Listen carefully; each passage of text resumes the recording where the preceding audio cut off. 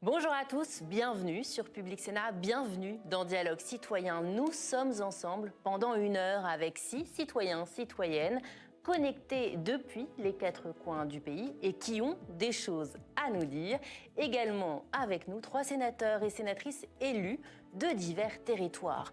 Vous-même, vous en avez peut-être entendu parler ou vous l'avez éprouvé, la fatigue informationnelle.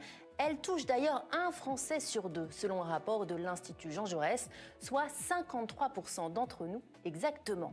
La fatigue informationnelle, cette impression de lire, entendre ou voir toute la journée les mêmes informations et de ne pas pouvoir prendre suffisamment de recul. Il y a ceux qui saturent de cette actualité incessante, souvent inquiétante et anxiogène, et ceux qui ne peuvent plus s'en passer, et tous éprouvent la même fatigue. Est-ce le nouveau mal qui guette notre société? Quelles répercussions sur notre santé, sur notre façon de nous informer? Comment rétablir la confiance dans les médias? C'est un enjeu démocratique majeur. Et nous donnons la parole aux Français et à vous qui nous regardez, #Dialogue Citoyen sur Twitter. Je vous présente d'abord nos élus de la Haute Assemblée qui ont accepté l'échange avec vous, avec nous tous. André Catholin, bonjour, vous êtes sénateur Renaissance des Hauts-de-Seine, fin connaisseur des médias. Vous avez écrit notamment un livre, Le politique, le journalisme et la fabrique du populisme, paru en 2015. Également avec nous, Laurent Lafont, sénateur centriste du Val-de-Marne et président de la commission d'enquête ici au Sénat sur la concentration des médias. Bonjour à vous. Bonjour. Sylvie Robert, vice-présidente également de cette commission d'enquête et sénatrice socialiste d'Ille-et-Vilaine. Bonjour à vous également. Quand on parle de fatigue informationnelle, d'une question de santé publique finalement. Oui, je pense que on peut dire que c'est devenu une question de santé publique. C'est aussi l'objet de notre échange aujourd'hui, c'est que c'est un développement qui s'opère dans notre société. D'ailleurs, le mot fatigue informationnelle est assez récent. Hein. On n'en parle pas depuis si longtemps. On ne connaissait pas il y a quelques mois, quelques années. C'est vraiment. Non, mais ce qui est important dans ce que dit Madame Métainier, c'est d'abord il y a beaucoup de choses. C'est à la fois ce flux incessant d'informations, donc la quantité, mais c'est aussi la qualité de l'information, c'est-à-dire la façon dont l'information est reçue par toutes les générations. Hein. On parlait des jeunes, mais c'est aussi les moins jeunes. Je pense que c'est vraiment toutes les générations. Et la façon, parce qu'on a multiplié les usages, dont finalement on reçoit cette information et on essaie de s'y reconnaître. Et le sentiment d'impuissance, de débordement, d'absence de discernement qui fait qu'on ne hiérarchise plus rien et que finalement tout est sur le même plan, ça crée du stress et de l'anxiété. Et ce que dit Madame très justement, c'est que oui, moi je pense que ça devient un problème de santé publique. Alors derrière, il y a on va parler d'indépendance, on va parler d'usage, on va parler de chaînes d'information en continu, mais je pense que c'est un phénomène qu'il faut vraiment regarder avec beaucoup d'attention et en tout cas de vigilance, oui. Laurent Lafont, est-ce que Sylvie Robert, vous partagez peut-être parfois ce sentiment de trop plein d'informations et de stress aussi? Et puis, est-ce que vous pensez qu'il y a aujourd'hui une injonction à s'informer, à se tenir informé? Oui, alors tout dépend de ce qu'on fait. C'est vrai que nous, en tant que parlementaires, on est quand même tenus d'être au courant de l'information. Mais moi, vous avez des notifications permanentes, par exemple? Ah non, j'ai tout enlevé. Moi, j'ai tout enlevé. En fait, moi, je trouve que, et c'est très, très bien ce que dit Madame, parce que je trouve qu'il y a plusieurs choses. Il y a un rapport au temps. Qui est quand même extrêmement important. Isabelle, elle dit arrêtez de subir. Ouais, voilà, elle maîtrise. Et d'ailleurs, quand elle parle de podcast, c'est-à-dire, on parlait tout à l'heure avec André de la question du présent. Aujourd'hui, on n'est que dans de l'information présente, c'est-à-dire il y a une hypertrophie du présent qui fait qu'on doit être en temps réel informé. De quoi, je ne sais pas, en tout cas de ce qui se passe dans le monde. Mais quand vous voyez aujourd'hui le contexte qui est quand même très anxiogène, on parle de problèmes climatiques, on parle de problèmes énergétiques, on parle de problèmes, la guerre en Ukraine. Vous êtes quand même aujourd'hui, je parle en 2022, dans une société ou dans un monde qui, si on n'y prend pas garde, peut effectivement être générateur de stress pour peu qu'on avale ce flot qui va être tout le temps dans le sensationnel, dans l'information. Et en même temps, c'est une réalité, la guerre en Ukraine. Et en même temps, c'est une réalité. Donc il faut savoir maîtriser. C'est pas si facile. Moi, je trouve que c'est vraiment bien.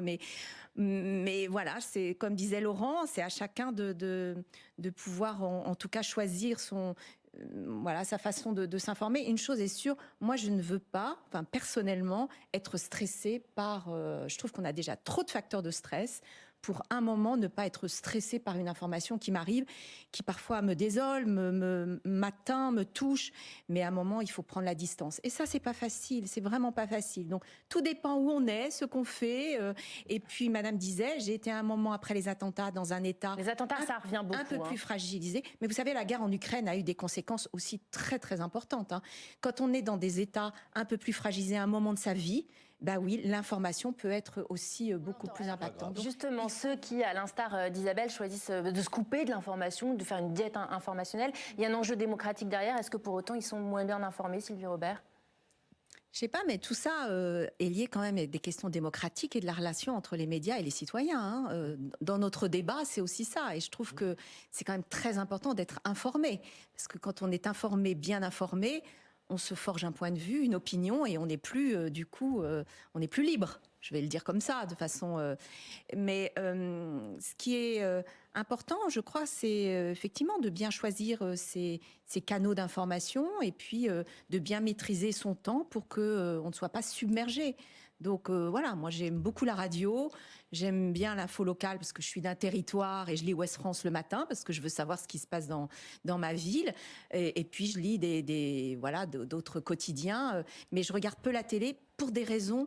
Mais ça, c'est très pour des raisons de temps, de mode de vie. Enfin, voilà, moi, je peux pas, j'ai pas le temps de regarder la télé. Qu'est-ce que vous pouvez répondre à Maxime Sylvie Robert sur voilà, qu'est-ce que vous pouvez faire également en tant qu'élu pour garantir l'indépendance des médias parce qu'il y a un enjeu démocratique derrière?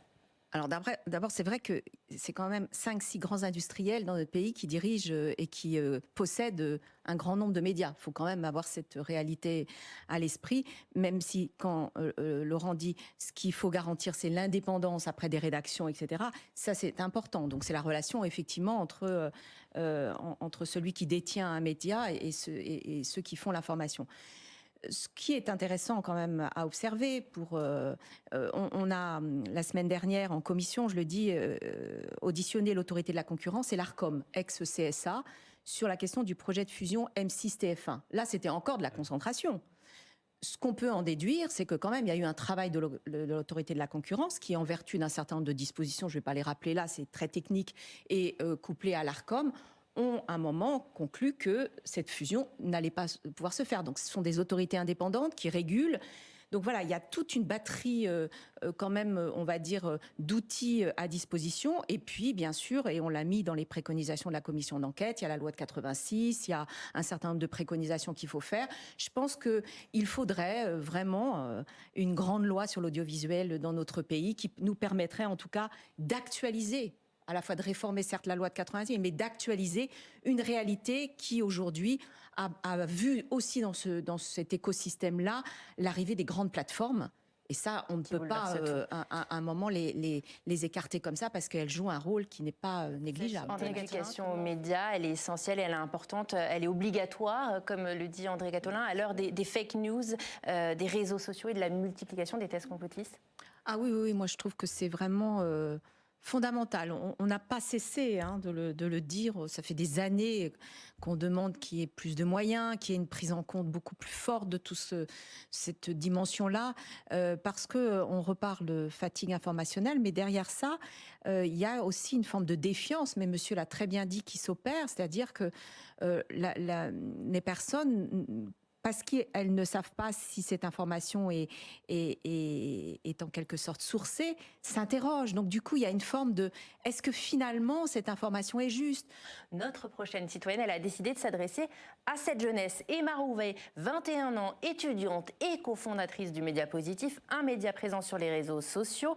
La promesse de votre média est bien montrer l'actualité sous un jour nouveau, mettre en lumière les nouvelles, parler des progrès scientifiques et environnementaux, rompre avec le fatalisme qui se nourrit des problèmes décrits comme insolvables. Tout un programme, je précise que c'est un succès, plus de 2 millions d'abonnés. Sylvie Robert, ce journalisme de solution, ça peut être une voie, une piste pour rétablir le lien entre les citoyens et les médias? En tout cas, moi, je vous encourage parce que je trouve que ce sont des initiatives... Vous connaissiez, vous êtes abonné? Non, je ne suis pas abonnée. Je connaissais, mais je ne suis pas abonnée. Ce que je trouve intéressant, c'est que la peur paralyse. Par contre, quand effectivement, on peut... en fait, on va se dire le monde des possibles, c'est-à-dire le fait qu'à un moment, c'est possible, ça peut mettre en action et mademoiselle disait très justement, ça peut rendre acteur. Dont a tout à fait conscience, hein, Valentine, qui a une question à vous poser. On vous écoute, Valentine. Oui, moi je voulais vous interpeller sur quelque chose qui a, je crois, pas encore été évoqué. Je voudrais savoir si en tant qu'hommes et femmes politiques, vous estimez que vous avez vous aussi une responsabilité dans ce qu'on appelle la machine médiatique. Est-ce que vous vous sentez en partie responsable de cette fatigue informationnelle dont on a parlé? Sylvie Robert, vous voulez répondre à Valentine? Écoutez, je suis pas sûre que je participe de cette fatigue informationnelle. La façon. Est-ce qu'il y en a d'autres au sein de la classe politique Oui, qui alors participent? après, voilà. Après, c'est la façon dont on use ou on abuse de nous-mêmes, de notre propre, par exemple des réseaux sociaux, des choses comme ça. Moi, je fais très attention, effectivement, à qui demande une interview sur les chaînes en continu. C'est hors de question. Donc, je suis pas certaine d'alimenter. Après, moi, je vais pas juger ou d'autres qui le font. Je pense que oui, il faudrait que chacun, l'hygiène informationnelle, ça existe, fasse un petit peu. Un nouveau mot, ça aussi. Une nouvelle expression, hygiène informationnelle. C'est un peu ça, hein. Il faudrait, voilà, il faut faire attention. Et puis, je trouve que il faut qu'il y ait un respect. Moi, je suis extrêmement attachée, voilà, à des formations comme ça, parce que être journaliste aujourd'hui, c'est pas facile. On n'est pas toujours bien vu. C'est pas obligatoirement comme les responsables politiques, d'ailleurs. Hein. On alimente forcément des médias, donc derrière il y a de la défiance. Il y a une proximité entre les politiques et les journalistes. Qui alimente cette défiance?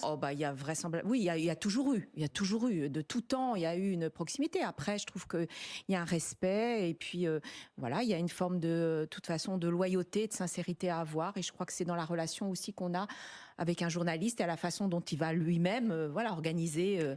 Un débat ou alors une interview. Moi, je fais très attention. Je ne veux pas relire, hein, mais je fais attention quand même. Et je suis pas sûre que j'alimente. En quelques mots, Robert, pour conclure. Oui, moi, je suis d'accord. C'est une question démocratique et je crois que l'éducation aux médias, j'y reviens, hein, mais parce que je trouve que tout passe par l'école et puis que cette question d'éducation, elle est fondamentale. Je pense que voilà, c'est extrêmement important parce que derrière, on sait très bien que quand on a des citoyens libres, éclairés et bien informés, voilà, ça participe de la démocratie. Merci à tous d'avoir participé à ce nouveau numéro de Dialogue Citoyen. Merci à vous.